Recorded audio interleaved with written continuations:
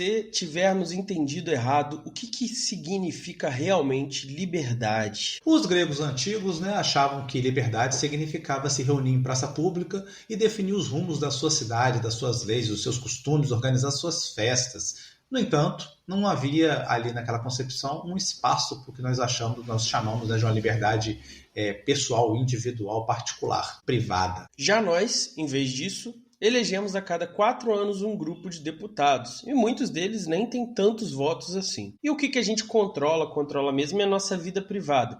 A gente tem esse entendimento de que o Estado não pode se intrometer naquilo que eu faço entre 4 paredes. Então a pergunta que fica é, será que nós somos livres de verdade? Tendo em vista essa comparação? E tentando responder essa pergunta, o Benjamin Constant lança um livro, A Liberdade nos Antigos e nos Modernos. E é isso que vai guiar um pouco o nosso episódio de hoje. Na verdade, Rodrigo, foi um discurso que ele fez lá na Assembleia, na França, depois da Revolução, que depois foi transcrito, por causa da sua relevância política e filosófica.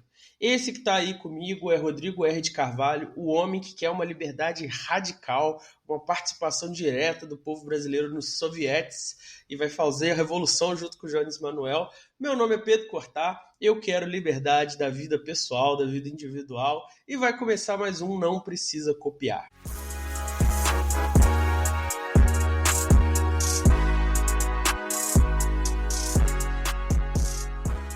Benjamin Constant de Rebecque nasceu em 1767, na cidade de Lausanne, na Suíça, em uma família protestante de origem francesa. Nas guerras religiosas do século XVI, os seus familiares tiveram que se refugiar na Suíça protestante, já que a maioria da França era católica. E você tinha esse movimento de deslocamento de protestantes e católicos dependendo da religião majoritária da sua região. Então, se você fosse um católico no norte da Europa, você tinha que fugir para o sul.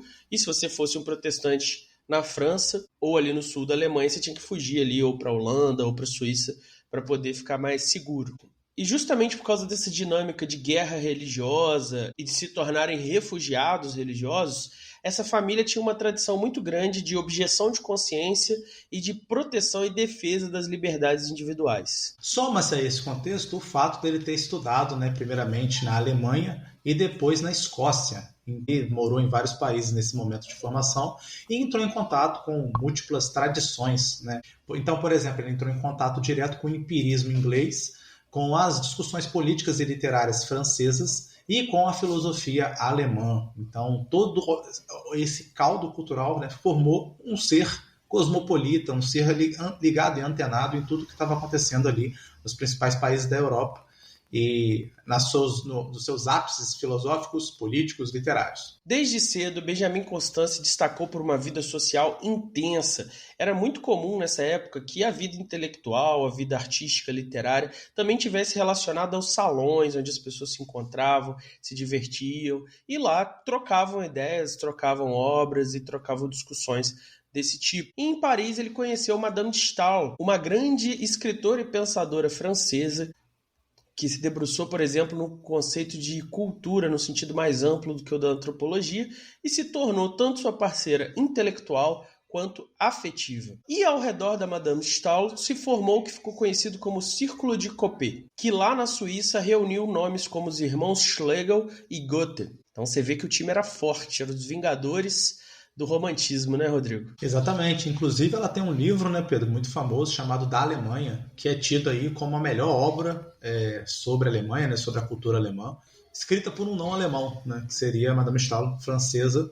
Mas, sim, a formação, inclusive, a concepção da França, a visão da França tinha da Alemanha, foi muito depois guiada por esse livro da Alemanha da Madame Staël. E ela foi muito relevante tanto nas suas obras quanto na influência que ela exerceu nesse círculo de Coppet aí. E como não podia ser diferente, um homem dessa qualidade, dessa envergadura, ele teve, no olho do furacão, um dos principais eventos ali do período dele. Então, a princípio ele foi apoiador da Revolução Francesa, mas quando iniciou aquela era de terror dos jacobinos, ele se afastou do movimento. Ele se aproximou do golpe de Napoleão ali de 1799, foi até colocado lá no tribunato, mas logo depois também se afasta quando o bicho começa a pegar. Então você vê que ele foi uma figura importante não só do ponto de vista da sua formação, da sua participação intelectual, mas também do ponto de vista pragmático, prático, né, político. Durante aquela famosa fase ali dos 100 dias, em 1815, ele foi, digamos assim, alçado ao cara, aquele que ia constituir, criar, produzir a nova Constituição.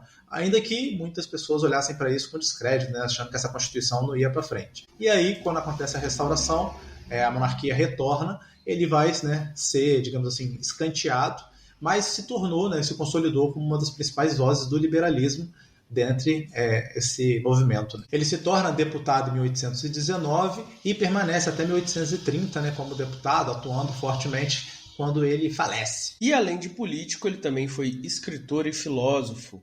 Em 1816, ele publicou o romance Adolfo, uma obra romântica que revela ali as tensões entre a intimidade e os conflitos da consciência. E nos seus últimos anos ele se voltou para a religião, publicando entre 1824 e 1831 De la Religion, uma obra em 5 volumes que defendia que a religião, assim como qualquer outra instituição humana, ela só poderia florescer, ela só poderia chegar no seu auge de realizar seu projeto, de melhorar a humanidade, se ela tivesse protegida e guarnecida sob a égide da liberdade. E como um defensor do liberalismo, né, como vocês estão vendo aí, o Pedro acabou de falar, ele vai ser, né, uma das principais figuras, né, do liberalismo do seu período. E o liberalismo dele vai nascer, digamos assim, entrando em conflito com as 2 tradições mais fortes do período, que era o absolutismo monárquico, né, do qual ele enfrentou, né, toda a sua vida, mas era também uma certa democracia radical à la Rousseau. Então, essa teoria da vontade geral, que para ele foi o que degringolou ali na Revolução Francesa nos seus períodos mais sombrios. Então, o que o magnífico Benjamin Constant queria fazer é a famosa terceira via, quer dizer, como que a gente constrói um movimento político, constrói um arcabouço teórico que justifique e que proteja, que resguarde as liberdades individuais sem cair nas 2 formas de despotismo que nós estamos visualizando aí, estamos vivendo. Tanto uma do ponto de vista absolutista monárquico, quanto outra da loucura de uma democracia ou de uma vontade geral deseducada. E ao olhar, então, para essa monarquia britânica constitucional, né, que tinha ali as liberdades individuais como parâmetro de proteção e de resguardo, ele via nisso uma perspectiva interessante para a construção desse novo caminho, desse terceiro caminho, desse que deveria ser o caminho melhor, que superaria os outros 2. E como a gente falou, através dessa relação com o Círculo de Copé, ele teve uma forte influência romântica. E o que isso significa? Além de liberal, então, ele também levava em consideração as questões da sensibilidade, valorizando a imaginação, a subjetividade, a experiência individual de ser uma pessoa. Então, no Adolfo, que a gente falou, que era uma obra de literatura, a gente vê ali a tensão entre as paixões de um jovem e equilibrar isso com o uso da sua liberdade. Então, esse tipo de visão influenciou também a sua trajetória política e a sua visão sobre a política. Então, enquanto o liberalismo criava uma estrutura onde entes racionais poderiam atuar com as suas liberdades protegidas, a parte romântica dele vai discutir justamente como essas paixões, esses afetos, fazem com que o ser humano não seja simplesmente um ente racional que age lá na política, mas uma pessoa de carne e osso, que tem afetos, que tem relações, e que isso influencia também na forma como ela encara as coisas. Como nós havíamos falado, né, ele falece em 1830, no final do ano, mas em julho havia acontecido a Revolução que derrubou Carlos X e colocou em seu lugar Luís Filipe de Orleans, iniciando aí um novo período de liberalismo francês, que é digamos assim, o que ele tinha arquitetado, planejado e trabalhado a vida inteira para construir. Então, coitado, ele pelo menos viu a Revolução acontecer, mas não viu os desdobramentos desse novo liberalismo francês que acontece a partir de ali de 1830. Então, vamos dar uma especificada melhor, né, nesse contexto aí do Constant. E quem são esses modernos ao qual a gente fez referência aí, né, a liberdade nos antigos e nos modernos. Então, ele nasce ali em 1767, justamente na crise, né, do antigo regime, e a Revolução Francesa eclode em 1789. Então, ele vai realmente ver, né, os acontecimentos, vai estar ali na vida adulta exatamente nos acontecimentos Revolução Francesa após a Revolução Francesa. E é daí que vai vir esse, digamos, pavor, né, Pedro, dele, com essa noção de democracia e de participação popular e de vontade geral, porque ele viu na prática como que isso se desdobrou numa nova forma de despotismo. Então, isso fundamenta muito bem assim a posição dele diante dessas duas formas de despotismo, seja o monárquico absolutista, seja esse democrático. E a figura dominante depois da Revolução foi Napoleão Bonaparte. Napoleão justamente centralizou esse poder e meio que traiu o ideal da Revolução, que já estava meio bagunçado ali depois do terror. Então foi uma coisa meio Getúlio, né, Rodrigo? Se por um lado ele fez reformas administrativas que foram interessantes, foram boas, ele também foi autoritário, endureceu o regime, e isso tem um problema por si só aos olhos de Benjamin Constant. E mesmo perseguido, e mesmo com tensões com Napoleão, como o Rodrigo disse mais cedo, ele aceitou participar da redação lá da Carta Constitucional, ou seja, quem hoje em dia fica aí com medo de negociar com os outros lados do espectro político, está devendo aí ao Benjamin Constant, que dá para fazer isso sim, e quando a coisa ficar ruim, ficar podre, você sai fora. Como o regime de Napoleão era sustentado pela guerra, e o Benjamin Constant também vai destacar pela censura, ele tinha que essa necessidade de ser uma máquina de guerra.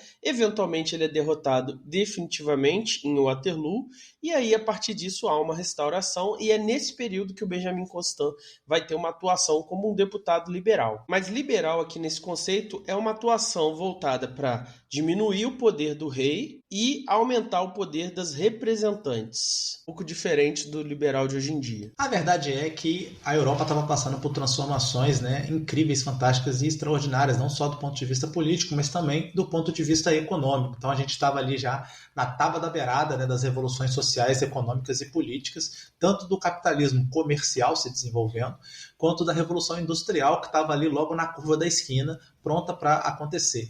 E a partir desses dois movimentos, a constituição social das sociedades modernas ia mudar radicalmente. Então, a gente ia ter novas classes sociais, você ia ter uma urbanização acelerada, você ia ter a classe de comerciantes ganhando grande poder, né? A burguesia, no linguajar marxista, né, Pedro?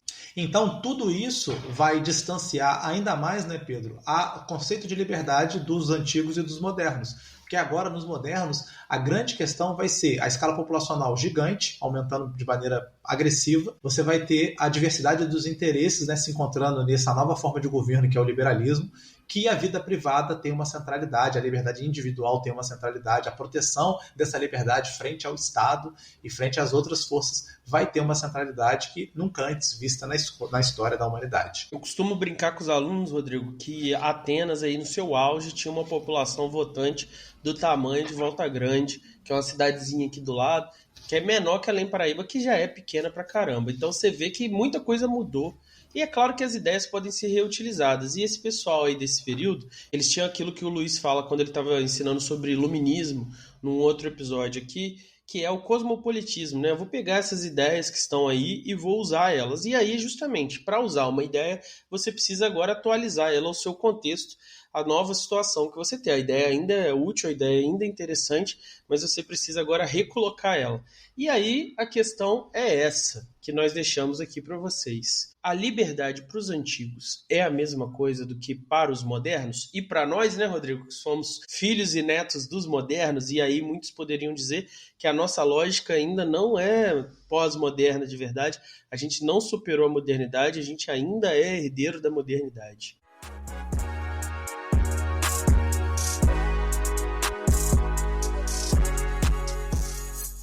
Pedro Cortá, se você é a favor, né, do liberalismo, da capacidade do ser humano de inventar coisas e do financiamento coletivo das coisas, como que você pode apoiar ou não precisa copiar? Não só se você é a favor do liberalismo, se você é contra também, porque a gente fala a favor, a gente fala contra. Nós somos meros professorzinhos de filosofia aqui. A gente vai falando o que está no currículo. Então, às vezes, o pessoal entra nos vídeos, né, Rodrigo? Fala assim, vocês são liberais, vocês são comunistas, vocês são isso.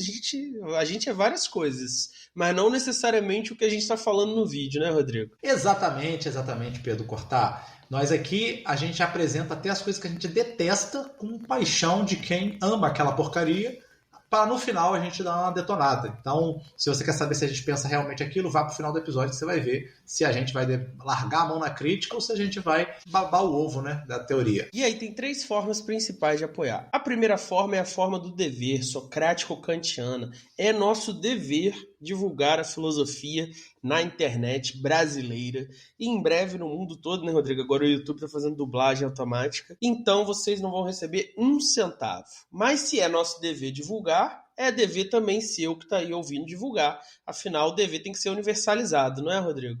O dever tem que ser o mesmo para todo mundo. Exatamente, exatamente. Se você acha que a gente não tem que receber nada para aumentar o padrão cultural da humanidade, você também tem que colaborar para isso. E aí é seu trabalho divulgar os episódios com quem tem interesse nesses assuntos. E são vários assuntos.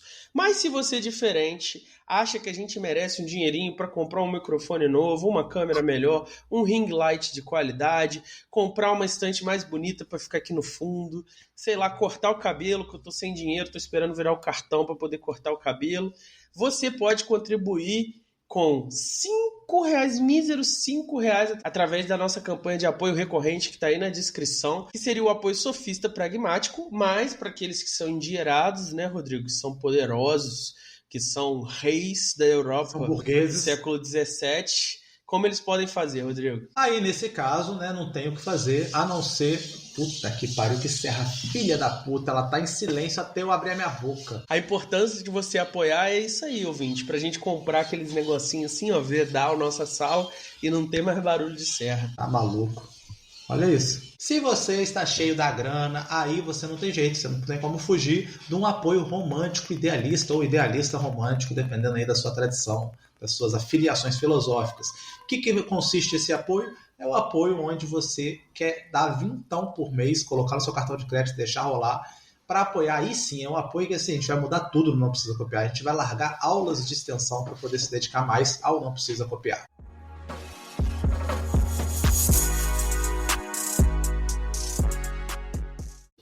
Benjamin Constant já começa o texto falando aquilo que está no título. Existem dois tipos de liberdade. Uma liberdade que era extremamente cara e preciosa para os antigos e uma outra que vai ser extremamente útil aos modernos. E por que útil? Porque ele também já lança aí uma tese muito interessante e muito polêmica. Segundo ele, o grande erro da Revolução Francesa não foram seus ideais, mas foi justamente uma confusão conceitual, mostrando aí um pouco do poder dos filósofos e pensadores, que é um ponto que depois vai ser recuperado por Isaiah Berlin, que é a ideia que os pensadores têm que tomar cuidado com as ideias que eles propõem, que eles argumentam, porque elas serão usadas e elas serão implementadas, e isso pode ter consequências terríveis, dependendo do que você propor. Mas a tese dele é a seguinte: o erro da Revolução Francesa foi justamente ao confundir o conceito de liberdade dos antigos com o conceito de liberdade necessário aos modernos. E aí, ao fazer essa confusão, você criou o terror revolucionário. Para o poeta alemão, né, Heine, famoso poeta aí que o pessoal que estuda romantismo conhece, as palavras do Rousseau, elas são como se fossem a arma manchada de sangue, né, na mão do Robespierre. Então, seria como se as palavras do Rousseau, a consequência prática daquilo que ele deferiu, daquelas ideias de democracia radical, de democracia direta, fossem justamente a era de terror jacobina da Revolução Francesa. No entanto, né, para Benjamin Constant, um dos ganhos positivos, um dos lucros que essa revolução gerou foi justamente o governo representativo, tendo em vista que esse é o único conceito de liberdade possível na modernidade e aquele antigo já foi superado, né? A gente não pode voltar atrás e reorganizar a sociedade tal como nos antigos. Mas Pedro Cortá, parece que o Benjamin Constant trouxe aí, né, uma das objeções para depois derrubá-la, que é a objeção que defende que essa liberdade moderna ela já existia nos antigos. Então ele vai discutir aí os lacedemônios e os gauleses. Então existia ou não existia liberdade moderna para esses povos? Se você não é alguém versado em história em quadrinhos e em história em geral, você talvez esteja se perguntando quem são lacedemônios, quem são gauleses? É o cara lá do YouTube que faz vídeos? Não. Os lacedemônios também são conhecidos como espartanos. Você já pode ter lido ou visto o filme 300 de Esparta, que conta uma das histórias desse povo. Era um povo ali rival dos atenienses, que vivia ali na península do Peloponeso, e é aparentemente deles que vem a palavra lacônico, porque eles eram militares, assim, eles não falavam muito, não gostavam muito de conversa. E Esparta, como uma cidade-estado grega antiga, tinha várias formas de governo, a democracia ateniense era uma, existiam outras, e Esparta tinha um governo próprio seu, bem pitoresco. Além da organização militar extremamente rígida, onde os homens livres eram todos envolvidos na arte da guerra, no treinamento militar, eles tinham uma diarquia, tinham 2 reis, um rei militar e um outro rei religioso, e tinha um conselho de éforos, que também participava da administração da cidade. E os gauleses são os antepassados míticos da nacionalidade francesa, né? Foram um povo que vivia ali onde hoje é a França, e na hora de construir a ideia de nação francesa, eles foram reavivados, porque eles resistiram aos romanos. Você já deve ter visto eles no Asterix e Obelix contra César, tinha filme, tinha quadrinho também, e é aquele povo ali. E sendo um povo celta, eles tinham uma forma de organização política também, com alguns conselhos que faziam essa mediação no arranjo das coisas, e aí, apesar dos romanos chamarem eles de bárbaros, eles tinham essas organizações aí que serviam para contrabalancear alguma parte do poder do governante. E aí o Benjamin Constant vai olhar para isso e vai falar, esse povo tá de sacanagem comigo, esses caras aí têm uma liberdade moderna, eles têm 2 reis, os reis são reis religiosos, tem uma casta aristocrática funcionando dentro desse sistema. Apesar deles não terem um poder absoluto, é uma estrutura, né, de administração pública, uma estrutura de Estado muito diferente da estrutura moderna, para a gente dizer que eles têm uma liberdade, né, que pode ser comparada com a liberdade dos modernos. E para piorar tudo, ainda tinha a figura dos éforos. Os éforos eram um tipo de magistrado, mas que também se misturava com religião. Eles até eram eleitos pelo povo, mas uma vez eleitos, eles tinham poderes que vão, como se fosse uma fusão entre o executivo e o judiciário. Então eles ocupavam várias funções e de grande importância, e no fim das contas restava, né, a proteção da liberdade individual, que é o elemento central do conceito de liberdade moderno. Ele não estava presente, porque essa estrutura ela tinha uma força de comando que tornava impossível essa proteção da liberdade individual, tal como a gente vê na estrutura dos estados modernos. E os éforos, além de serem muito poucos, por causa dessa dualidade da posição deles que o Rodrigo falou, eles também não conseguiam resistir ao rei, sendo poucos, e às vezes, inclusive, participavam da tirania. Então eles eram nomeados ali para um cargo, e depois de nomeados, eles participavam ali, se quisessem, e podiam abusar do seu poder e serem autoritários. Ou seja, não é um argumento bom o suficiente para dizer que existia essa liberdade, essa representação já na antiguidade. E isso também se repetia com os gauleses. Os gauleses também tinham uma estrutura religiosa e uma estrutura militar muito forte que, de alguma maneira, angariava certos privilégios para essas categorias. E o povo não tinha garantia nem de direitos negativos, né, Pedro? Aquele direito que você tem a liberdade de executar certas coisas e o Estado não pode intervir e limitar essa sua liberdade, e nem liberdade positiva, de garantias mesmo, de condições de vida, de condições de trabalho, de condições econômicas. Então nada disso estava presente na estrutura dos gauleses. E isso faz com que a gente não possa falar que a liberdade desses povos, desses indivíduos, eram sequer comparáveis com a liberdade dos modernos. O melhor argumento que você poderia dizer, diria Benjamin Constant, são os tribunos lá na República Romana, porque de fato eles tinham o papel de serem porta-vozes dos plebeus diante dos oligarcas que administravam e exploravam os plebeus. Porém, mesmo com esse cargo existindo, existe uma diferença fundamental, que é o fato de, lá em Roma, o povo poder exercer diretamente diversos dos seus direitos políticos. Eles podiam votar diretamente nas leis, eles podiam julgar patrícios acusados de algum delito. Então, mesmo que não fosse uma coisa universal, né, não estamos fazendo essa cobrança, mesmo porque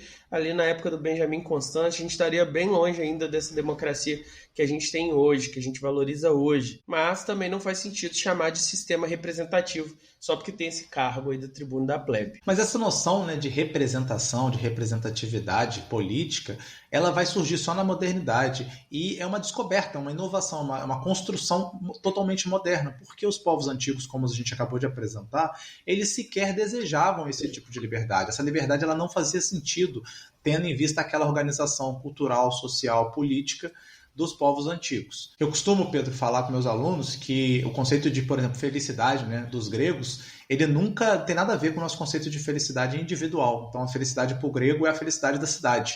Eu dou até o exemplo lá que os filósofos são sempre nomeados, né, usam como sobrenome a sua cidade, tendo em vista a força que você ser membro daquela comunidade tinha na construção cultural, política e social daquela cidade. Sócrates preferiu morrer do que sair da sua cidade. Então, isso mostra um pouco que esse conceito de liberdade individual, esse conceito de indivíduo, ele é totalmente alheio às sociedades antigas. Exatamente. Inclusive, eu fiz um vídeo no YouTube sobre o Sócrates, né, sobre a questão do dever, e discutindo essa ideia aí, se a gente pode fugir do país, quebrar a lei, desobedecer uma lei. E no final eu fiz a ressalva do que a gente está vendo aqui, que é essa discussão que o Platão estava fazendo lá no Criton era uma discussão no sentido antigo de liberdade de dever. Esse conceito muda. Aí você pode tentar atualizar o conceito. É um exercício filosófico legítimo. Mas você não pode simplesmente considerar que o que o Aristóteles está chamando de felicidade é a mesma coisa que você. Esses conceitos precisam ser esclarecidos e, se necessário, você precisa atualizar ou adaptar esse conceito. Show de bola, você está enrolando nesse roteiro aqui, mas e aí, o que é então essa liberdade para os modernos? Enrolando não, tô fazendo aqui aquela introduçãozinha gostosa para dar aquele contexto para a pessoa terminar o vídeo e falar igual a gente ouve. Nossa, esse é o melhor podcast que eu já vi na minha vida, eu nunca entendi esse assunto, finalmente entendi. Vou fazer um pix para vocês, @N precisa copiar. E é isso. @N precisa copiar, não, N precisa copiar @gmail.com, senão o Pix não chega corretamente. É verdade, é verdade. Aspas do Benjamin Constant. É para cada um o direito de submeter, senão as leis. De não ser preso, nem detido, nem condenado, nem maltratado de nenhuma maneira, pelo efeito arbitrário da vontade de um ou diversos indivíduos. E para cada um o direito de dizer sua opinião, de escolher seu trabalho e de exercê-lo, de dispor de sua propriedade e até mesmo abusar da sua propriedade. De ir e vir sem ter que prestar conta de para onde você vai, de onde você vem. É para cada um o direito de reunir-se, seja para discutir seus interesses, para professar culto, aquilo que ele e seus associados preferirem. Ou seja, simplesmente para preencher seus dias da maneira que achar mais agradável. Enfim, é o direito de cada um de influir sobre a administração do governo, seja pela nomeação de todos ou de certos funcionários, seja por petições, representações, reivindicações, as quais a autoridade é mais ou menos obrigada a levar em consideração. Então você já consegue ver muito da forma como nós vemos a política nessa citação que a gente leu aqui para vocês.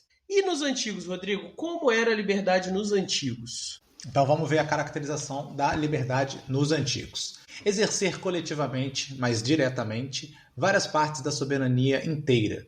Em deliberar na praça pública sobre a guerra e a paz. Em concluir com os estrangeiros tratados de aliança. Em votar as leis. Em pronunciar julgamentos. Em examinar as contas, os atos, a gestão dos magistrados. Em fazê-lo comparecer diante de todo um povo, em acusá-los de delitos, em condená-los ou em absolvê-los. Mas, ao mesmo tempo que consistia nisso o que os antigos chamavam liberdade, eles admitiam, como compatível com ela, a submissão completa do indivíduo à autoridade do todo. Não encontrareis, entre eles, quase nenhum dos privilégios que vemos fazer parte da liberdade entre os modernos. Todas as ações privadas estão sujeitas a severa vigilância. Nada é concedido à independência individual, nem mesmo no que se refere à religião. A faculdade de escolher seu culto, faculdade que consideramos como um de nossos mais preciosos direitos, teria parecido um crime e um sacrilégio para os antigos. Nas coisas que nos parecem mais insignificantes, a autoridade do corpo social interpunha-se e restringia a vontade dos indivíduos. Em Esparta, Terpandro não pôde acrescentar uma corda à sua lira sem ofender os éforos. Mesmo nas relações domésticas, a autoridade intervinha. O jovem lacedemônio não pôde livremente visitar sua jovem esposa. Em Roma, os censores vigiavam até no interior das famílias. As leis regulamentavam os costumes e, como tudo dependia dos costumes, não havia nada que as leis não regulamentassem. Fecha aspas aí para o Constant. Do jeitinho que você gosta, né, Rodrigo? Não pode adicionar uma corda numa lira sem autorização do governo. É assim que eu gosto mesmo, tem que ser. Se não vira bagunça, não é mais lira, vira outro instrumento. Vira outro instrumento. Então vamos fazer um quadro comparativo aqui. Entre os antigos, ele é soberano nas questões públicas e escravo nas questões privadas. O que isso quer dizer? Como cidadão, ele decide sobre tudo, inclusive sobre a guerra e sobre a paz. Um privilégio que os modernos já não têm. Quando o Putin decidiu fazer guerra, ou o Netanyahu, as pessoas não votaram nisso diretamente. Agora, como particular, qualquer decisão pública vai ter poder sobre ele, inclusive na intimidade da casa dele. Então, como membro desse corpo público que decide tudo, ele também pode ser exilado, banido, desapropriado. tudo pode ser feito contra ele. Nos modernos, a gente vai ver um deslocamento completo dessa noção de liberdade. Essa ideia de que o todo arbitrariamente pode decidir sobre toda a minha vida, ela vai ser colocada em xeque. Isso vai ser descompatibilizado com o conceito de liberdade. Aí a gente vê uma inversão. O indivíduo é independente na vida privada, mas ele é soberano no governo apenas esteticamente. Então eu posso ir lá pra rua e gritar fora Lula, fora Bolsonaro, mas o tamanho do meu poder de realmente mudar as coisas é bem significante. Nós que somos professores, né, Rodrigo? O governo muda as regras, muda as leis sobre a educação e a gente não pode fazer absolutamente nada, a gente não tem poder decisório nenhum, a gente só consegue obedecer. Em compensação, se eu quiser adicionar uma corda na minha lira aqui em casa, o Romeu Zema não pode falar nada. E aí, como disse o Humberto certa vez, falando sobre idealismo e romantismo, o maior desejo da liberdade é sem aniquilar a escolha, e a mesma coisa a gente vê aqui. Não é à toa que o Benjamin Constant era um romântico também. Quando o povo é chamado para exercer a sua soberania, de verdade, decidir alguma coisa, é só e unicamente para abdicar dela. Então ele toma uma decisão e pronto, joga para frente, joga para os representantes administrar essa decisão e ele volta para sua vida privada. Bom, está marcada a diferença e qual é a origem dessa diferença? Nós podemos citar, né, algumas características. Vamos aqui começar com duas características importantes. Primeiro, tamanho, né? As sociedades que nós citamos aqui, os gauleses ou os espartanos, eram sociedades extremamente pequenas. Então, o maior desses estados é provavelmente 10% do menor estado dos dias de hoje. Então, eram sociedades extremamente limitadas em seu volume e seu tamanho. Tanto é, né, Pedro, que eles se reuniam em praça pública para tomar decisões. Então, tentem pensar aí você na sua cidade, a sua cidade se reunindo numa praça pública para tomar uma decisão, né? Eu estou em Juiz de Fora aqui, são 500 mil habitantes, então imagina 500 mil habitantes tentando se reunir para tomar decisões. Pra vocês terem uma noção, se vocês quiserem ouvir o episódio sobre democracia, que é um dos poucos episódios antigos que o Rodrigo aprova, né, Rodrigo? Grande episódio, muito bom. Lá a gente comenta que esse grupo decisório de Atenas eram por volta de 6 mil pessoas. É claro que nem todo mundo votava todos os dias, mas quem tinha direito a votar era mais ou menos isso no auge da cidade, ou seja, no máximo do poder, no máximo de população. Além disso, tinha as populações que não votavam, mulheres, escravos, coisa e tal. Então, só para vocês terem uma referência, Além Paraíba é uma cidade pequena, Juiz de Fora tem 500 mil, Além Paraíba tem 40 mil, e tem uma cidade aqui do lado menor ainda, que é 5.300 habitantes. Então, a cidade inteira de Volta Grande é as pessoas que votavam na cidade de Atenas. Ou seja, é uma microcidade dentro de uma comparativa com Além Paraíba, que já é pequena. E aí vocês podem imaginar, né, um estado pequeno assim, que está ali em contato com outros estados pequenos, como que o ser humano, né, gosta de fazer uma guerrazinha, tendia muito mais a guerra do que a paz. E os estados maiores, né, depois que se consolidou esses estados gigantescos, monumentais, de alguma maneira a diplomacia avançou a ponto de os interesses não serem mais, na grande maioria das vezes, adquiridos através da guerra. E um elemento fundamental que vem se somar a essa questão, né, primeiro do tamanho, mas agora do método de interação entre essas nações, é justamente o comércio. Então era muito comum antes, você está lá precisando de recursos, você está endividado, seu Estado Nacional está falido, você fazia uma guerra e pilhava a outra nação. Você tomava as terras da outra nação, você tomava os bens da outra nação. Então o comércio passou a ser uma ferramenta mais sofisticada e mais, como que eu posso colocar, efetiva de troca e de desenvolvimento das nações. Então, pouco a pouco, foi se substituindo a guerra como ferramenta pelo comércio como ferramenta. Inclusive, fazendo guerra com o comércio, né? Vivemos um momento mágico de guerra comercial.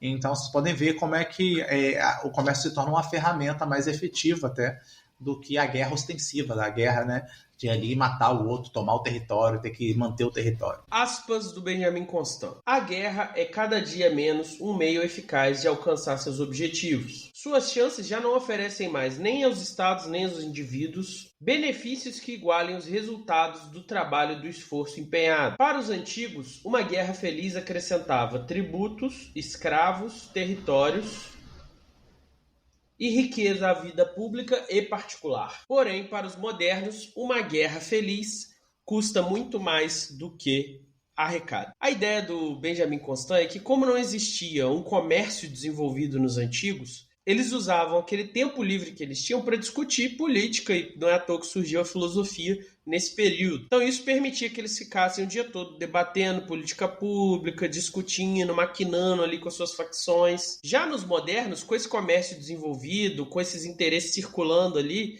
isso demanda muito mais tempo e energia das pessoas, inclusive na sua vida particular. Então, por exemplo, para fechar um negócio, às vezes você tem que ir num jantar, você tem que participar de uma vida pública. Então, minha irmã é arquiteta, Rodrigo. E aí, para conseguir clientes que paguem sem ser parcelado e sem pechinchar, ela tem que fazer beach tennis.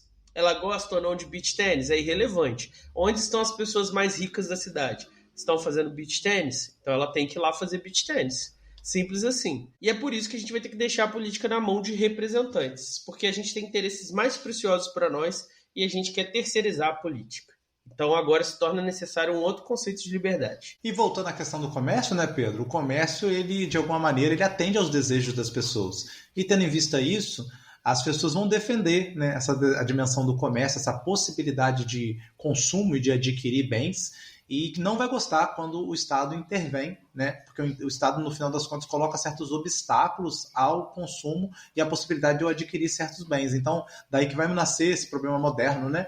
De o Estado contra o mercado, né? A ideia de o Estado regular é um problema, é algo que causa dificuldades de eu adquirir aquilo que eu quero, e daí que vai surgir essa grande valorização dessa liberdade individual no sentido, né, bem subjetivo, que modernamente vai aflorar.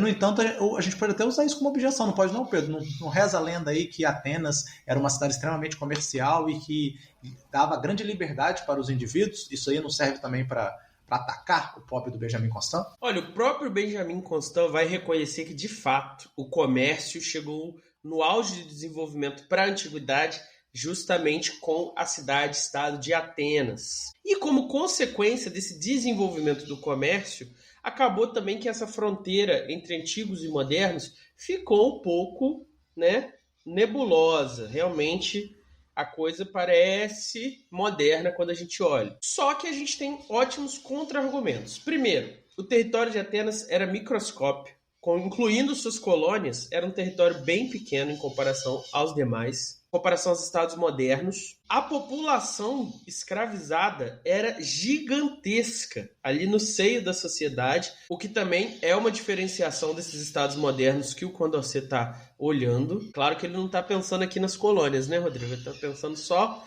lá na Europa. Mas tudo bem, vamos conceder esse ponto a ele. E, como vocês conhecem da história do Sócrates, se não conhece, confere lá o vídeo sobre Criton ou sobre a apologia de Sócrates, que a gente discute isso. Existia sim a possibilidade de você matar uma pessoa porque o Sócrates foi acusado de corromper a juventude, e quando alguém fala assim que o professor de história está corrompendo a juventude, está querendo dizer o quê? Olha, eu tenho esses valores aqui, o professor de história estaria ensinando esses aqui, são diferentes dos meus valores, estão corrompendo a juventude. Você condenar alguém à morte por ter valores diferentes e querer ensinar esses valores diferentes é uma característica dessa liberdade antiga. Mesma coisa a introdução de novos deuses, o desrespeito dos deuses da cidade, que é a outra acusação feita ao Sócrates. A pessoa poder ser processada e morta por isso é essa liberdade dos antigos. Olha, o Sócrates pode tudo, manda em tudo, mas ele tem que manter essa coesão privada com o resto da cidade. E outra marca disso, que as pessoas às vezes não ouvem falar hoje em dia, mas existia e era muito comum, é o ostracismo. O que é o ostracismo, Rodrigo? Então, o ostracismo é uma punição, né, comum na Grécia, que era o seguinte, você expulsar um indivíduo daquela sociedade, né? Ele ia ser expulso, e não é só uma expulsão de tipo, vai embora, volte daqui a pouco, era uma morte social para aquele indivíduo, de modo que ele não só ia embora, mas ele ia perder também vários dos direitos que ele tinha naquela sociedade. O Pedro citou mais cedo aí o episódio da democracia. No episódio da democracia ele vai descrever, né, como se organizava a democracia grega, e uma das partes dessa democracia era a eclésia, que era como se fosse um tribunal, né, de pessoas que elas não tinham uma formação específica, eram pessoas normais, né, que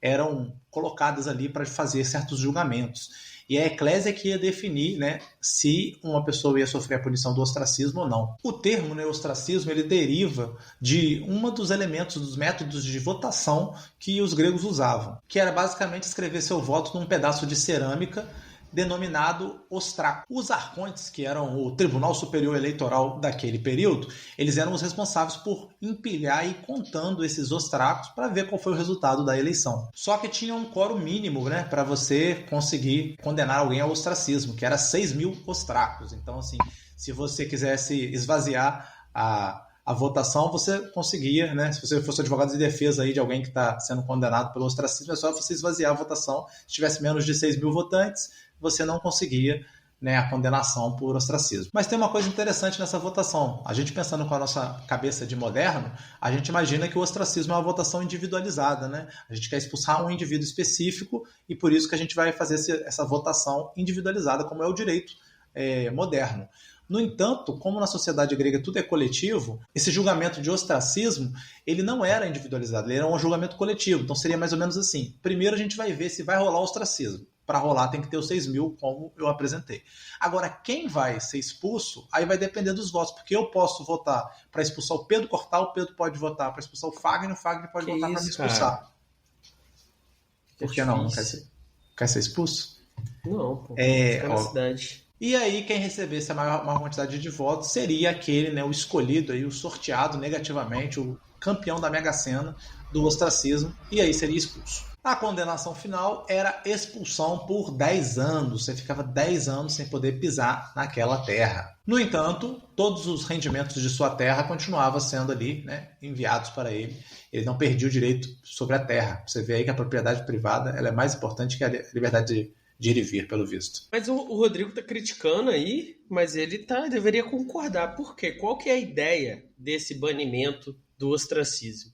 Imagina que uma pessoa começasse a ficar tão rica, tão poderosa, que ela conseguisse controlar essa liberdade geral, que ela conseguisse controlar o Estado todo. Quando essa pessoa chegasse nesse nível, ela ia ser conhecida de todo mundo e ela ia ser alvo de todo mundo, então as pessoas poderiam votar um ostracismo e imediatamente arrancar ela do poder, algo que hoje o vermelho do Rodrigo não consegue fazer, mas gostaria de fazer. Então ele deveria assinar embaixo, fala assim, o Lehman pode ficar lá na Suíça e parar de controlar as coisas da política brasileira, então eu voto a favor, deixa ele ficar com as ações dele aí, não tem nada com isso, só quero que ele seja removido do Brasil para o povo brasileiro controlar a sua vida pública. Claramente a concepção liberal, né, ouvinte? Você vê, o cara vai continuar com as rendas, vai continuar com o poder econômico, e só porque ele está longe ele não vai conseguir controlar ainda os rumos da cidade? Claro que vai conseguir, ele vai comprar todo mundo. Então, para ser socialista de verdade, essa medida do ostracismo, a gente tinha que fazer o quê, Pedro, com os bens dele? Estatizar os bens dele. Eu só queria adicionar que na antiguidade realmente era praticamente impossível você influenciar alguém de outra parte do mundo, né? Hoje em dia esse ostracismo não ia funcionar. Realmente o Rodrigo precisaria desapropriar os bens da pessoa e tomar controle desses ativos também. Então o primeiro elemento que eu quero que fique bem marcado, né, é que o impacto do cidadão na sociedade antiga e na sociedade moderna é totalmente diferente. O Pedro já até citou isso. O poder que eu, Rodrigo, tenho diante a votação, diante os rumos do Brasil, é infinitamente menor do que o poder que o Sócrates tinha sobre a sociedade grega. Então, quando o Sócrates falava em praça pública, quando o Sócrates participou do julgamento, né, foi julgado e se defendeu, isso tinha um impacto social muito, muito, muito relevante, que agora praticamente desapareceu. Se você não tiver 10 milhões de seguidores no Instagram ou no YouTube, o seu impacto é inexistente praticamente. Por isso faz sentido que os modernos prefiram essas liberdades individuais. Quando o antigo sacrificava sua independência em troca da sua liberdade, ele sacrificava menos para ganhar mais. Já hoje em dia é o contrário. A gente sacrifica muito e ganharia muito pouco nesse sacrifício. Mas e o erro da Revolução Francesa que o Benjamin Constant falou? Foi esse mesmo?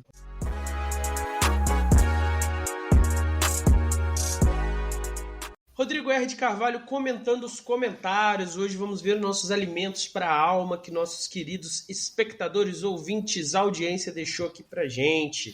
E o primeiro comentário de hoje é sobre o vídeo de Demiurgo com Jones Manuel, participação especial da menção honrosa do Jones Manuel, que nos ajudou a estourar a barreira do algoritmo e ganhar mais de 14 mil visualizações. Almaguesto25 comenta o seguinte: quando você está no joguinho online, a sua vitória ou derrota não deixa de ser real só porque o joguinho é uma simulação. Você jogou e ganhou ou perdeu pontos. O jogo valeu. Mesmo uma realidade simulada estaria valendo ponto, pois a simulação em si mesma já seria real, mesmo se o que ela reproduz não o fosse. O que você tem a dizer sobre esse comentário? A loucura total, né? Você achar que real, que a gente está usando um conceito de real aí, você pode falar, tem um impacto psicológico, eu ganhar no joguinho, tudo bem, esse impacto psicológico é real. Agora, real no sentido de é a mesma coisa, que é o que parece que ele está defendendo, que a simulação Sim. é a mesma coisa do que a vida real, aí, meu amigo, você tem que ver Matrix lá e você ver se você acha que a Matrix e o mundo real é a mesma coisa. Porque tá fora. Exatamente.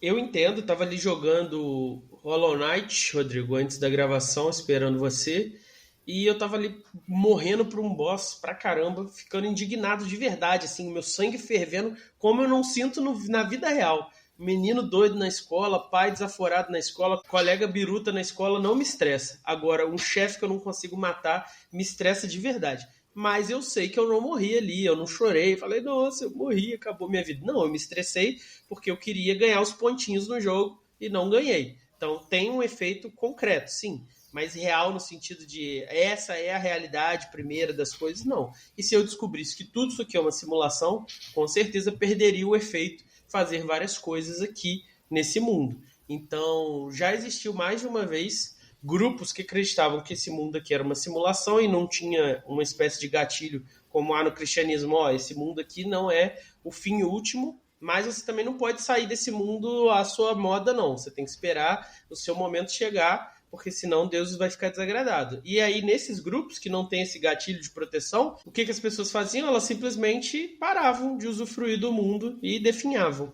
Então não é a mesma coisa. @deyuri, nosso segundo comentário. Sugestão de vídeo, 2 pontos. O Deus de Spinoza. Tô aí para ler com a Pamela, mas ela tá me enrolando. Mas aí, quem sabe, a gente faz um programa mais curto, né, Rodrigo? Explicando. Já aí, se bem que poderia caber aí na série, né, Rodrigo, de Filosofia da Religião, um episódio sobre o Deus de Spinoza. Aí ia ter que ter um do cara falando que aquilo ali é ateísmo. Ia ficar bom. Exatamente. Terceiro comentário, @deyuri. Professor, acho que entendi. O demiurgo está para a criação, assim como o Maxwell está para a informação. Ele pode organizar e botar na tela, mas não é capaz de dar origem ao conhecimento. Exatamente, não duvidando das capacidades do Maxwell de estudar e fazer ele mesmo, né, os vídeos, mas na atual configuração o Maxwell bota na tela, mas quem criou foi o Jones, ou o roteirista do Jones, não sei como é que funciona a produção lá. Muito boa, né? Muito boa o uso, né, dele no exemplo. Agora comentário do @luz do Bhagavata. Dentro da tradição védica, Brahman é o demiurgo, responsável pela criação secundária, sendo Vishnu o responsável pela criação primária, ou seja, Vishnu, o deus funcional em interação indireta com a matéria, é quem cria os elementos materiais. O demiurgo, Brahman, organiza esses elementos inspirados pelo Pranava Om, após a profunda meditação. Semelhanças? Piscadinha para você aí, Rodrigo. Pô, maneiro, né? Eu achei interessante. Ele fez uma leitura dessa separação, né? Daquele que cria a matéria do mundo, daquele que organiza a matéria do mundo. Pô, manda pra gente aí quem tiver uma sugestão de livro bom pra gente pegar essa metafísica hindu e explicar ela aqui. Exatamente, a galera da filosofia indiana muito ativa nos comentários, deixando esses paralelos e mostrando aí várias das origens não ocidentais dessas ideias que são aí usadas na filosofia, que muitas vezes a gente nem fica sabendo, né? Acho que vale a pena a gente estudar isso. Se você tiver uma indicação, deixa pra gente. E Isabela Barros Rocha, nossa ouvinte Grandmaster Plus, vocês podiam comentar como esse caso, agora falando do vídeo sobre adultização, está levando a um endeusamento do denunciador Felca e está tirando o foco das vítimas. Como na nossa sociedade do espetáculo, sempre colocamos alguém nesse papel do herói salvador. O que você tem a dizer sobre esse comentário, Rodrigo R. de Carvalho. Parece que a gente está vivendo essa infantilização, né, Pedro? A gente tem um herói defensor da democracia, que é o Alexandre de Moraes. Os bolsonaristas têm um herói defensor da nacionalidade, que é o Bolsonaro. Os lulistas têm um herói salvador da democracia e dos pobres, que é o Lula. Então a gente está vivendo esse momento de infantilização total, onde a gente precisa fazer esse herói. E aí, nesse caso, em todas as discussões tem que ter o herói, parece. Então, e no caso da adultização, o herói é o cara que denunciou, né, que é o Felca. Como se ele fosse o primeiro, ele não é o primeiro que fala sobre isso. Como se ele fosse um especialista, ele também não é um especialista que fala sobre isso. Ele é só a pessoa com maior alcance, que produziu um vídeo muito bem produzido e bombou na internet. Então, eu acho que isso é uma discussão até mais ampla, né? A Isabela está trazendo aqui o ponto específico da adultização, mas a gente pode trazer isso como uma característica cultural, não só cultural no sentido de cultura brasileira, mas cultura da modernidade, né, da contemporaneidade, que a gente tem que ver quais são os motivos, né? Por que a gente está tendendo tanto a buscar um herói salvador em cada tema. Exatamente. Isso não diminui nem um pouco a relevância. É igual quando discutem também a riqueza do Walter Salles. E aí, será que ele é um grande cineasta porque ele é rico? Ok, tem um monte de rico, igual o Walter Salles, que não é grande cineasta. Então o ponto não é esse. O ponto é outro. É a questão da desigualdade, coisa e tal. Isso é uma outra questão. Então ele continua sendo foda. Parabéns, Walter Salles, pelo filme. O Felca continua tendo mandado bem, é um excelente comunicador, um excelente criador de conteúdo e usou essa ferramenta para fazer uma denúncia. Isso aqui está salvo, está garantido aqui. A questão aqui é outra. Por que a gente sente essa necessidade? Outro comentário, penúltimo de hoje, ela também disse sobre Simone de Beauvoir que homem e mulher não são superiores um ao outro, mas são diferentes. O feminismo dominante sustenta que não há diferença entre homem e mulher. Leia um artigo de Lelê Teles sobre Kamala Harris no Biomundo, explica isso. Muito obrigado, Oswaldo, pela indicação. E para finalizar, 2 comentários de 2 alunas nossas do Não Precisa Zerar, Rodrigo. Estela Mares, muito obrigado, indico o canal de vocês para todos conhecidos que vão fazer o PISM 3. Inclusive, meu irmão gêmeo que assistia às aulas de vocês passou em arquitetura e urbanismo na UFJF também, porque a própria Estela passou, ela fez prova de filosofia do PISM 3 e ela passou, acho que para direito, em primeiro lugar na cota dela, e nossas aulas foram de suma importância para ela chegar nesse resultado. E junto com a Estela Mares, vou deixar aqui também, a queridíssima Sofia, que fez um pixão de R$50, né, Rodrigo? E disse Exatamente. O seguinte... Promessa de campanha. Ela falou aí que se passasse ia fazer e fez. E disse o seguinte: gostaria de agradecer a cada segundo pela sua paciência, que no quesito Rodrigo era pouquíssima, e ajuda durante meu preparatório ao PISM. Vocês fizeram diferença para mim de uma forma que ninguém poderia ter feito. Muito fofinhas as duas. A gente fica radiante de ler esse tipo de coisa. É para isso que existe o Não Precisa Zerar. Então, se você conhece alguém que vai fazer PISM 3 Filosofia para a área de Economia, Administração e Humanas, manda ele entrar no nosso canal, que tem uma playlist que a gente está atualizando toda semana com conteúdo programático novo, e a gente garante pelo menos uma coisa, né, Rodrigo? Não vai zerar. Se você vir todas as aulas, assistir as lives, participar, comentando suas respostas para a gente corrigir, zerar você não zera. Que é uma prova que zera muito, né, Rodrigo? O pessoal faz de qualquer jeito, não leva a sério. E se você foi ajudado, passou, manda mensagem pra gente que a gente gosta de receber. Eu fiz até um destaquezinho no Instagram lá, vou começar a botar o pessoal que é aprovado, mandando mensagem pra gente, nos felicitando pela nossa contribuição. Excelente. Então é isso por hoje. Comente nos vídeos, comente no podcast. É a nossa alegria ler comentários, porque é o alimento da alma. E se quiser, manda um pix de R$50, igual a Sofia também, mas o comentário já é mais do que suficiente. O grande objetivo, dos antigos era um conceito de liberdade mais focado com a partilha do poder entre todos os cidadãos daquela certa comunidade, daquela mesma pátria. Já o objetivo da liberdade dos modernos está muito mais relacionado às garantias e à defesa de certos privilégios concedidos e conquistados naquela estrutura, né, de poder. E o grande erro da Revolução Francesa foi justamente não perceber a diferença entre esses dois conceitos de liberdade, que ela queria, numa sociedade moderna, produzir uma concepção de liberdade já morta e enterrada, que é a antiga. Mas os revolucionários não fizeram isso de sacanagem. Quando eles começaram o processo revolucionário, eles estavam reagindo a governos autoritários absolutistas e eles estavam bem intencionados. Só que aí, ao produzir a sua resposta, eles pegaram uma visão da liberdade dos antigos que havia sido atualizada por Rousseau, e a partir dessa visão eles tentaram implementar isso na Revolução Francesa, e foi isso que degringolou no terror revolucionário. Porque havia aí uma distinção produzida por milhares de anos de história, uma nuance que não foi pega pelos revolucionários, e aí justamente nessa falta de nuance é que abriu espaço para o terror. Benjamin Constant vai afirmar que essa confusão ela não é tão clara em Rousseau, Rousseau não é, digamos assim, tão culpado disso, mas um tal Demable, esse sim era o bichão perigoso, que ele odiava a tal ponto a liberdade individual, que ele defendia justamente que até pensamentos deveriam ser crimes, coisa aí de filme, de literatura, né, distópica, Pedro.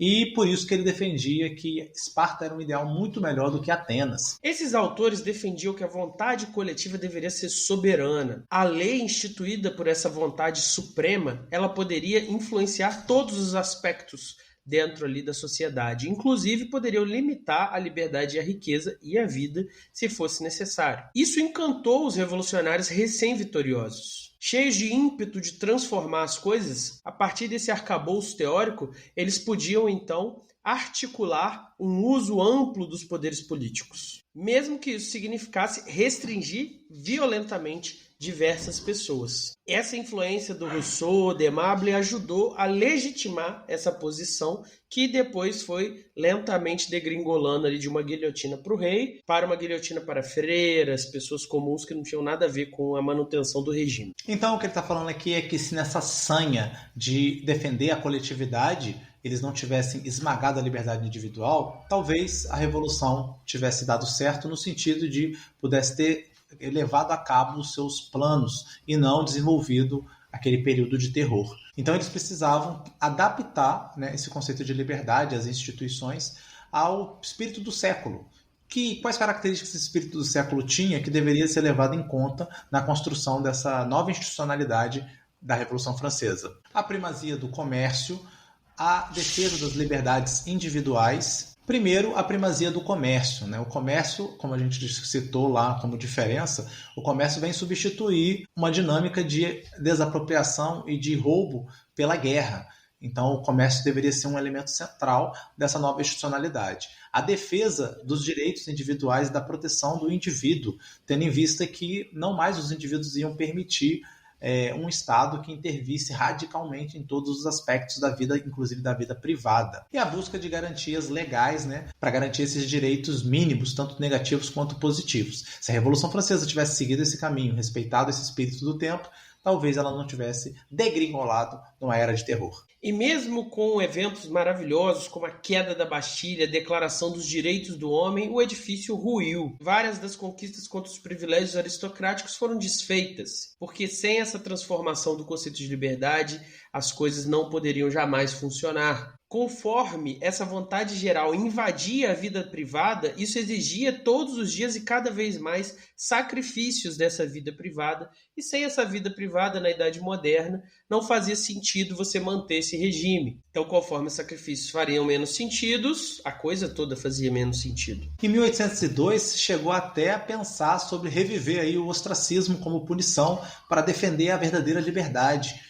Então, elogiavam os atenienses como aqueles que iam às últimas consequências na defesa da liberdade, até mesmo com uma punição dessa magnitude do ostracismo. E o ponto central da argumentação aqui é que somente diluído nessa coletividade é que o cidadão encontra a verdadeira liberdade.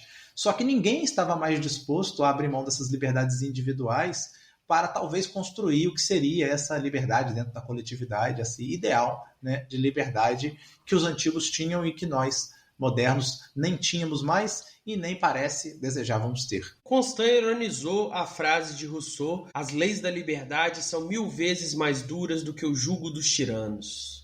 E por quê? Porque depois da Revolução Francesa, os franceses envolvidos aí, vítimas da censura, das perseguições, das requisições públicas de propriedade privada, conforme os sacrifícios iam se intensificando, começaram a pensar que talvez fosse melhor viver sob o jugo do tirano. E foi esse cansaço, essa estafa popular com o regime de sacrifícios recorrentes em nome da soberania popular que abriu espaço para ele, Napoleão Bonaparte. Já que a partir dele você tinha estabilidade, uma autoridade forte, fez essa liberdade desregulada da revolução. E a ideia aqui é simples. Tanto a tirania despótica quanto a liberdade desregulada aniquilam a liberdade no sentido moderno, que é a liberdade útil e preciosa para modernos. A única forma de um regime político prosperar e das pessoas terem qualidade de vida dentro desse regime é se for reconhecido que as leis têm que ter um teto. E esse teto é a vida privada. Sem uma esfera da autonomia individual, nenhum regime político vai fazer sentido. E é exatamente por este motivo, né, que nós não podemos nem retornar ao modelo antigo de liberdade, tendo em vista que ele aniquilaria a vida privada, e nem aceitar esse modelo despótico de Estado, porque ele justamente também atenta contra essa liberdade individual. Então, o que precisa ser construído aqui, e que vai ser construído na história, né, Pedro? É um modelo onde as leis elas garantem um limite ao despotismo dos Estados e, ao mesmo tempo, produz as garantias da vida privada, da vida individual, dessa dimensão única e subjetiva dos indivíduos. Então, a gente está caminhando historicamente aqui para as monarquias constitucionais e para os modelos, né, de divisão dos poderes, que justamente vai tentar garantir essas duas coisas. E aí, nessa construção, a gente vai ver justamente aquilo que já citamos algumas vezes, que são o surgimento dos direitos negativos e positivos. Direitos de liberdade de expressão, direitos de liberdade religiosa, liberdade de pensamento, liberdade de reunião, que são esses direitos negativos, quer dizer, nenhum Estado pode intervir e pode me impedir de gozar desses direitos meus, de colocar obstáculos a esses direitos naturais meus, e os direitos positivos que depois, né, vão vir aí como o direito de ter o mínimo para sobreviver, o direito a ter um emprego, o direito a ter coisas positivas para gozar de uma vida mais qualificada, melhor. Então, tudo isso vai vir no bojo dessa discussão sobre o significado da liberdade nos modernos. E é justamente esse destaque para os afetos, para as vontades individuais, que leva à necessidade da representatividade. Enquanto os demais seguem com seus negócios, seguem com as suas vidas, você confia a um grupo de pessoas a administração da coisa pública. Você dá algum poder a eles, mas ao mesmo tempo retira muitos poderes deles. Como você vai preferir gastar seu tempo ali com as suas coisas, com seus negócios, com a sua vida privada, eles também não vão poder influenciar muito nessa vida privada. Em compensação, também eles não têm nenhum poder. Eles têm que ter algum poder para fazer sentido o cargo de representante do povo. E aí moram os perigos, né? Tanto de um modelo quanto do outro. A gente que é os antigos, a gente tem grande participação, mas nenhuma vida privada. E no outro nós temos muita vida privada, mas nenhum poder político, nenhuma capacidade de participação. E a grande questão é como que a gente resolve modernamente esse dilema, né? Mas e se isso fosse um caminho possível, né? Alguns livros de ficção científica trabalham com essa ideia, né? E a gente poderia chegar num nível de prosperidade material que fosse o caso. E se a gente pudesse ter todas as nossas necessidades satisfeitas e em troca a gente não quisesse mais se preocupar com política? Será que dá para ser feliz somente com benesses materiais, sem liberdade política e sem se importar com a garantia dos direitos? E apesar de proposta tentadora, o Benjamin Constant vai responder que não. Abrir mão da liberdade política e dos direitos como fundamento do usufruto dessas regalias, dessas benesses materiais, seria a mesma coisa que você construir uma casa como fundação. Então eu estou aqui no segundo andar, tem um primeiro andar, se eu tirasse esse primeiro andar, minha casa desmoronaria. Não faz sentido eu querer usufruir aqui do segundo andar e não querer que o primeiro andar exista. É a segurança do direito e a possibilidade de usufruir da liberdade política que garante que você vai poder usufruir dos confortos. Não tem como você abrir mão disso aqui, só ficar com isso aqui. Um dos motivos, né, ele não falou diretamente disso, mas a gente pode pensar, é que você trocaria suas liberdades pelos benefícios num dia e no outro dia, agora sem suas liberdades, os benefícios poderiam ser arrancados de você. Então não tem lógica. E se isso que o Pedro falou é verdade também para com a felicidade. Então, se a gente tentar imaginar uma sociedade que entrega felicidade aos indivíduos, mas tira deles toda a liberdade, isso é um tipo de sociedade indigna e que a natureza humana, no fim das contas, nunca vai aceitar isso, tendo em vista que ela tem essa inquietude, essa necessidade de crescer, de aprender, de se envolver, de participar. Então, nem mesmo uma sociedade que tivesse sucesso na entrega de uma vida melhor, ela poderia, né, ou deveria retirar essa liberdade. E o instrumento mais poderoso para isso é a liberdade política. O simples fato de participar dessa liberdade política obriga os cidadãos a juntos discutirem o que é valioso na vida. E assim eles são obrigados a debater, decidir, ponderar, julgarem com discernimento o que é melhor e resistirem àquilo que eles considerarem ruins. E aí esse exercício por si só já eleva o espírito humano e já cria um senso de fraternidade e igualdade entre os membros da sociedade. E na cabeça do Benjamin Constant, você liberando, mobilizando essa vida política, as pessoas vão abandonar os interesses privados e as funções privadas e vão adentrar as funções públicas, produzindo patriotismo, produzindo consciência dos direitos, defesa, né, dos direitos que essa sociedade vai estabelecer e limites que o poder vai ter diante dessa sociedade. Então, de alguma maneira, o florescimento político da sociedade se dá através justamente dessa liberdade individual e dessa liberdade política. Por isso, a conclusão final é que a gente não deve simplesmente escolher entre a liberdade dos antigos, participação política, e a liberdade dos modernos, garantias individuais. A gente deve combinar as duas. Na forma atual dos estados modernos, a liberdade moderna é essencial. Sem ela, você vai ter um processo como a Revolução Francesa de desenvolvimento de um terror revolucionário que vai acabar com a vida privada das pessoas. Mas, ao mesmo tempo, se você sacrificar a participação política, a mesma coisa pode eventualmente acontecer. Então você precisa combinar os dois. Só assim a sociedade vai poder realizar o seu objetivo e as pessoas vão poder prosperar dentro dela. Chegando ao fim dessa exposição de Benjamin Constant, Rodrigo, o que você achou do raciocínio dele? Há alguns elementos, eu acho que concordo, né, de liberdade individual, mas assim como você, Benjamin é muito liberal para o meu gosto, né? Então eu acho que o coletivismo, a concepção coletiva, ela às vezes tem que passar por cima dos direitos individuais, em especial os direitos de propriedade, né, os direitos ligados à vida econômica dos indivíduos. Né, os direitos de comportamento, de costumes, de religião, esses aí eu acho que é tranquilo, mas os ligados à economia, esses aí eu estou disposto a passar por cima com o Estado. Eu acho que historicamente, para o momento que ele estava falando, é perfeito, né? Cabia completamente. Só que agora a gente tem a tensão, né, da questão das redes sociais, que são privadas, a gente tem a questão do acesso a essas redes sociais, que são controlados por empresa, a gente tem a questão do lobby, da influência do poder econômico na política. Isso tudo, se não existia na época dele, se agravou com certeza, né? Ficou bem mais relevante. Então eu imagino que tem que existir uma releitura para você poder atualizar, mas eu acho que o cerne do raciocínio dele faz sentido.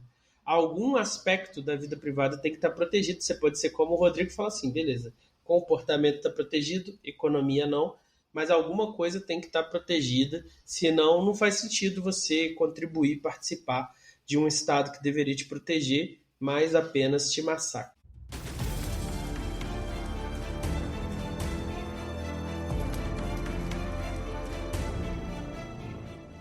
Indicações, Rodrigo R. de Carvalho, o que você trouxe aí pra gente hoje? Não sei se você sabia, mas esse roteiro é uma indicação do Luiz Felipe, nosso querido amigo, que me mandou, ele estava lendo e falou assim, cara, eu acho que isso aqui daria um excelente episódio, não precisa copiar, é um texto curtinho, você vai gostar de ler, que é bem alinhado com o que você pensa, e eu acho que é uma exposição muito boa de uma ideia muito relevante até hoje, que o público do Não Precisa Copiar vai gostar. Então, muito obrigado, Luizão.